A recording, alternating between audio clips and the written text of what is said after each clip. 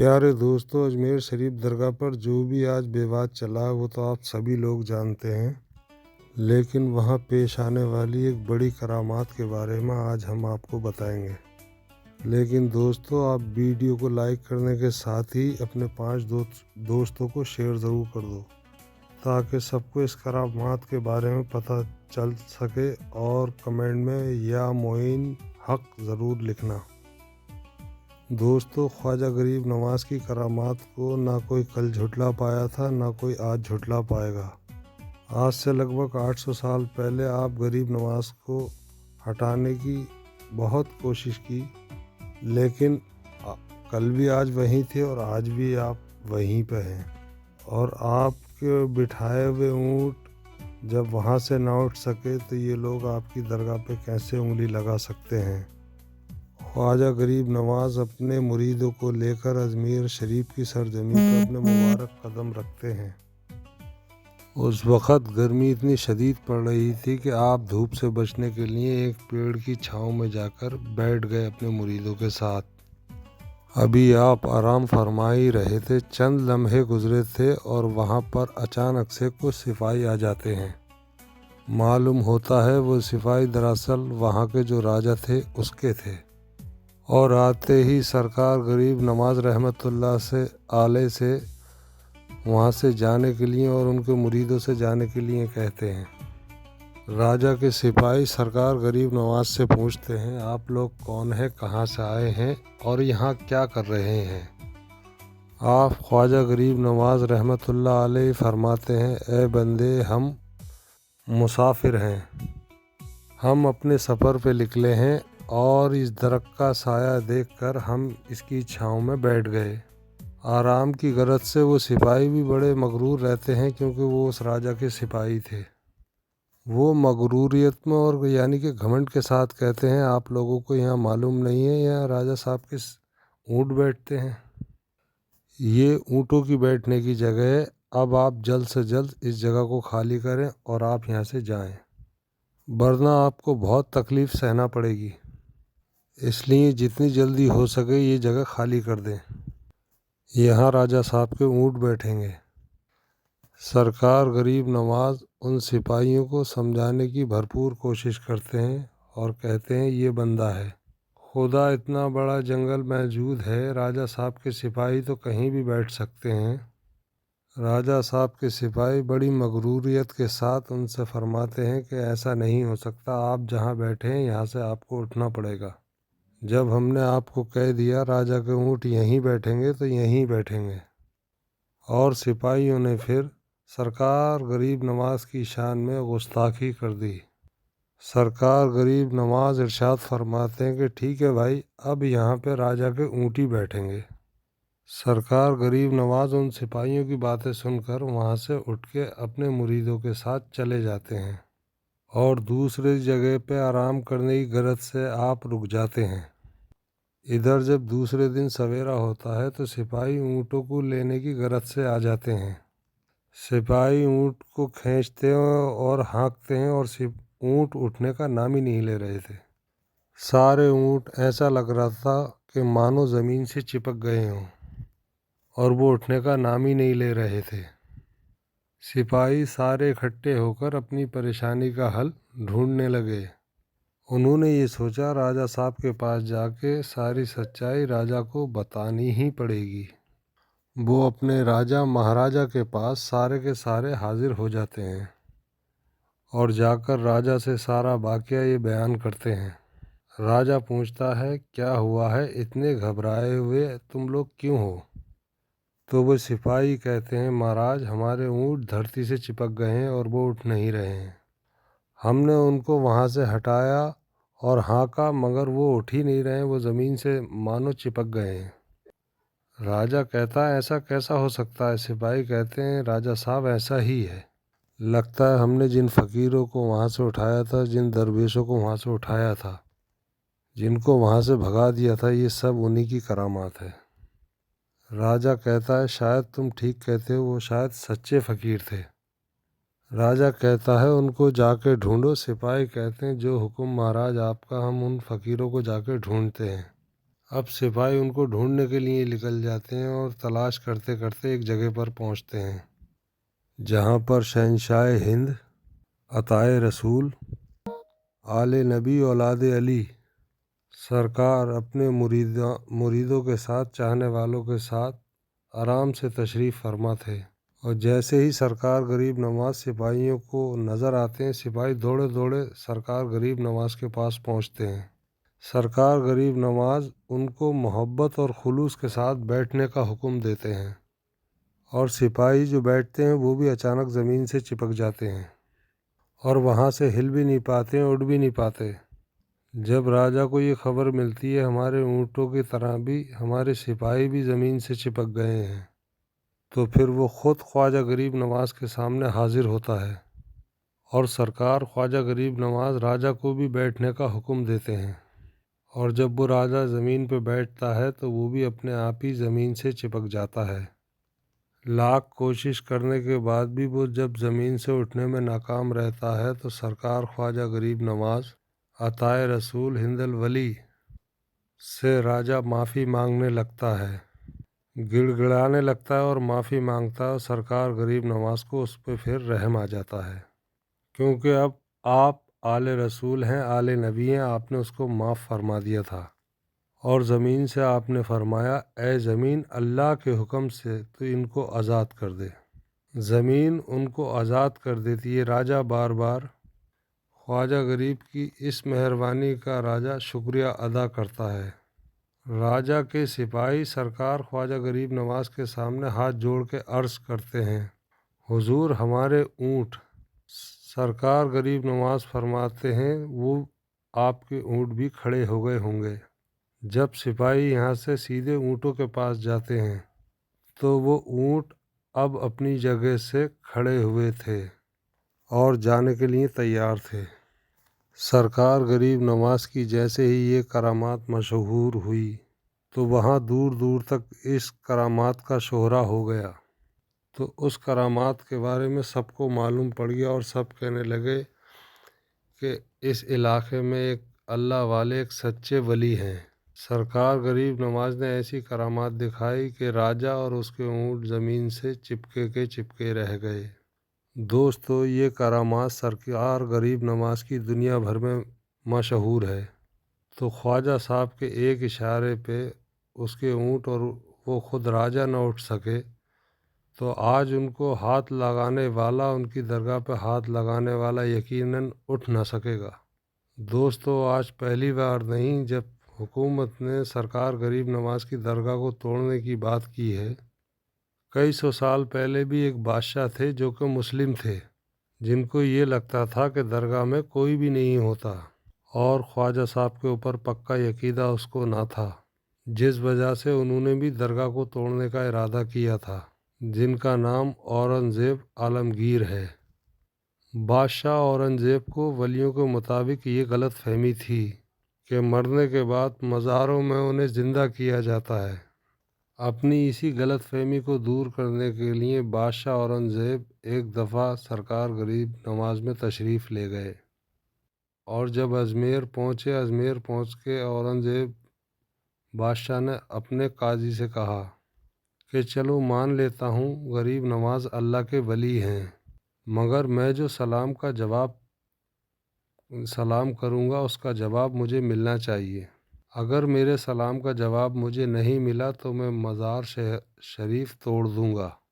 اورنگزیب عالمگیر جب مزار پر پہنچے اور حاضری دی، اور وہاں پہ ایک ادنا سا شخص بیٹھا ہوا تھا اور وہ انتظار کر رہا تھا، تو اس سے بادشاہ اورنگزیب نے پوچھا کہ اے شخص، تم یہاں پر کیوں بیٹھے ہو اور تم پریشان لگ رہے ہو؟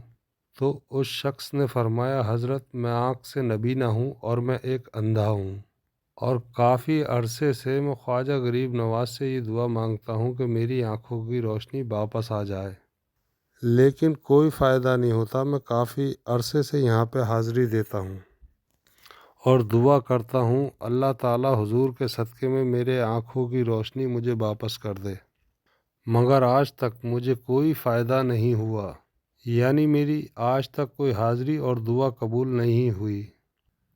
تو بعد اورنگزیب نے اس شخص سے یہ کہا کہ میں مزار پر سلام کرنے کے لیے جا رہا ہوں اور میرے واپس آنے تک تیری اگر آنکھوں کی روشنی تجھے نہ ملی تو میں تلوار سے تیری گردن اڑا دوں گا۔ اتنا سننا تھا وہ اندھا شخص اور زیادہ پریشان ہو گیا اور زیادہ گمبھیر ہو گیا، اور وہ اندھا کہنے لگا کہ اب تک تو میری آنکھوں کی روشنی نہیں تھی، مگر اب میری گردن کی بھی باری آ گئی۔ وہ اندھا شخص کہنے لگا اب تک تو میں اپنی ان آنکھوں کی روشنی سے پریشان تھا کہ میری آنکھوں کی روشنی نہیں ہے، اب جب بادشاہ نے میری گردن اڑانے کی بات کی ہے تو اب مجھے لگ رہا ہے میرا بچنا بہت مشکل ہے۔ پھر وہ شخص رو رو کر اور تڑپ تڑپ کر خواجہ غریب نواز سے فریاد کرنے لگا۔ اور پھر اورنگزیب جب مزار شریف کے پاس گئے اور انہوں نے اپنا سلام سرکار کی خدمت میں پیش کیا تو انہیں کوئی جواب نہ ملا۔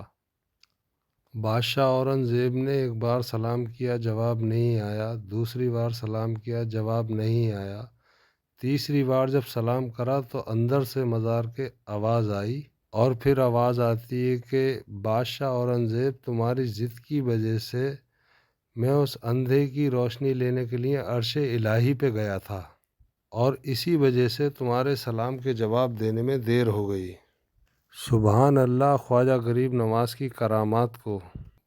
بادشاہ اورنگزیب یہ غریب نواز کی کرامات دیکھنے کے بعد خود ایک اللہ کے ولی بن گئے۔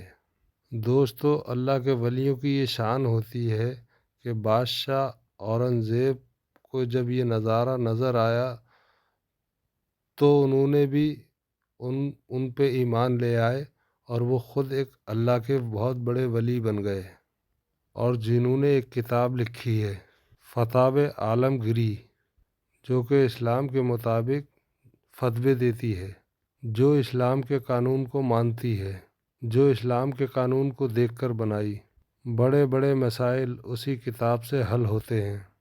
پیارے دوستو، جب خواجہ غریب نواز اجمیر میں پہنچے، اس وقت اجمیر میں ایک مندر تھا جو کہ اجمیر کا سب سے بڑا مندر تھا اور صرف راجا اور رانیوں کے لیے خاص تھا۔ مندر کے ساتھ ہی ایک تالاب تھا جس کا نام انا ساگر تھا۔ ہندو اس تالاب کے پانی کو انتہائی بابرکت مانتے تھے۔ ان کا ماننا تھا جو اس تالاب میں نہا لے گا اس کے گناہ جھڑ جاتے ہیں۔ کہتے ہیں اس مندر میں اتنے چراغ جلتے تھے کہ مانو 3.5 من تیل استعمال ہوتا تھا۔ ارد گرد کے کئی دیہات مندر کے نام تھے۔ ان دیہاتوں کی آمدنی اس مندر پہ خرچ ہوتی تھی۔ اس مندر کی دیکھ ریکھ میں ہزاروں لوگ رہتے تھے جن کا کام آنے والوں کی رہنمائی اور دیکھ بھال کرنا تھا۔ خواجہ غریب نواز اس مندر پہ تشریف لے گئے اور انا ساگر سے تھوڑی سی دوری پہ اپنی چٹائی بچھا کے اپنے مریدان کے ساتھ بیٹھ گئے۔ عصر کا وقت ہونے ہی والا تھا۔ حضرت سرکار غریب نواز نے حضرت قطب الدین بختیار کاکی رحمۃ اللہ سے اذان دینے کو کہا۔ کفر اور شرک کے گڑھ میں اجمیر میں اللہ کی وحدانیت کا، محمد مصطفیٰ صلی اللہ تعالیٰ علیہ وسلم کی رسالت کا یہ پہلا اعلان تھا۔ وہاں کے لوگ ان سے بے شک لا علم تھے، وہ نہیں جانتے تھے یہ اسلام کیا ہوتا ہے۔ اذان کی آواز سن کے وہ حیران ہو گئے اور اپنے گھر سے باہر نکل آئے۔ سب مسافروں نے انا ساگر کے پانی سے وضو کیا اور نماز پڑھنا شروع کیا۔ سارے ہندو حیران رہ گئے اور بولے سب بھگوان تو اندر ہیں، یہ لوگ آنگن میں کس بھگوان کو سجدہ کر رہے ہیں؟ ہندوؤں کے دل میں دلچسپی ان مسافروں کے لیے بڑھنے لگی۔ 5 وقت وہاں اذان ہوتی اور نماز ادا کی جاتی۔ آخر راجا تک یہ بات پھر پہنچ گئی کہ کچھ مسلمان آئے ہیں جو فقیر ہیں اور وہ وہاں اذان دیتے ہیں اور 5 وقت کی نماز پڑھ رہے ہیں اور ہمارے پوتر تالاب کو ہاتھ منہ دھو کر ورشت کرتے ہیں، یعنی کہ ناپاک کرتے ہیں اور اس میں گندگی کرتے ہیں، اور تو اور ہمارے دھرم کے خلاف بھی باتیں کرتے ہیں کہ کہتے ہیں کہ یہ مورتیاں پوجنے کے قابل نہیں ہیں، یہ تو محض پتھر ہے۔ اسی لیے ان فقیروں کو وہاں سے اٹھا دینا چاہیے۔ راجا نے پیغام بھجوایا کہ تم لوگ گوشت کھاتے ہو اور ہمارے دھرم کے خلاف بولتے ہو، اور تو اور ہمارے پاک تالاب کو اپنے ہاتھ ڈال کر ناپاک کرتے ہو، جو ہم برداشت نہیں کر سکتے، اسی لیے تم لوگ یہاں سے چلے جاؤ۔ آپ رحمت اللہ علیہ نے فرمایا، اور بھی تو اتنی دنیا آتی ہے، ہمارے پانی لینے سے کون سی کمی آ جائے گی؟ لیکن وہ کہنے لگے کہ وہ سب ہمارے اپنے دھرم کے لوگ ہیں اور تم دوسرے دھرم کے ہو، آئندہ تم نے تالاب کو ناپاک کیا نا تو ہم آپ کے ساتھ سختی سے پیش آئیں گے۔ پھر حضور خواجہ غریب نواز نے فرمایا، قطب الدین بختیار کاکی رحمۃ اللہ علیہ سے، اے قطب الدین، آئندہ ہمارے پانی لینے سے شاید یہ لوگ حرکت کچھ کرنے والے ہیں، جاؤ تم ایک مشکیزہ پانی کا بھر لاؤ تاکہ کچھ یہ لوگ حرکت کریں تو اس وقت ہمارے پاس تھوڑا بہت پانی تو موجود ہو۔ حضرت قطب الدین بختیار کاکی رحمۃ اللہ علیہ نے سرکار سے فرمایا، چلو ہم مشکیزہ بھر لاتے ہیں۔ وہ اس شرط پر مان گئے کہ تمہارا جسم پانی سے نہیں چھونا چاہیے۔ تو حضرت قطب الدین بختیار کاکی رحمۃ اللہ علیہ نے انا ساگر کی سیڑھیوں پہ بیٹھ کر پانی کا مشکیزہ بھر لیا۔ جب وہ بھر گیا تو حضرت نے وہ مشکیزہ اوپر کھینچا۔ جب مشکیزہ پانی سے باہر آیا تو پورا کا پورا انا ساگر کا پانی سوکھ چکا تھا۔ سارا انا ساگر کا پانی مشکیزے میں بند ہو گیا تھا۔ انا ساگر کا خشک ہونا تھا اور پورے اجمیر شریف میں کوہرام مچ گیا، اور وہ لوگ رو رہے تھے کہ جو ہم گناہوں کی گٹھلیاں بھر کر لاتے ہیں اور انا ساگر میں نہا کے اپنے گناہوں سے چھٹکارا پا لیتے ہیں، تو وہ کہنے لگے اب ہم اپنے گناہوں کا بوجھ کدھر لے کے جائیں گے۔ سارے علاقے میں خبر پھیل گئی کہ مسافر نے فقیر نے سارے انا ساگر کو جادو کے زور سے خشک کر دیا ہے۔ راجا اس نئی صورتحال سے بہت پریشان تھا۔ اس نے اپنے وزیروں کو بلایا اور سب نے یہی کہا، یا تو فقیر جادوگر ہے یا تو پھر پریشان ہوئے کہ اجمیر کی رونق تو تھی، انا ساگر کی وجہ سے ہی لوگ دور دور سے اجمیر آتے تھے اور اپنا ایمان تازہ کر کے لوٹتے تھے۔ انا ساگر کے ختم ہو جانے سے ہندو پرچار کی بہت بڑا دھکا لگے گا، اور یہ بہت تشویشناک بات تھی۔ آخر طے پایا کہ فقیر سے بات کی جائے کہ وہ چاہتا کیا ہے۔ اگر اس کی ضرورت کھانے کی چیزیں ہوں گی تو ہم مان لیں گے، یا پھر اور بچے عورتیں جا کر فقیر صاحب کی خوشامد کرو کہ لوگوں کو پریشانی سے نجات دلاؤ اور ہم کرم کرو۔ ہم پاپ کا بوجھ اٹھائیں، کدھر جائیں اور کیسے سکون پائیں۔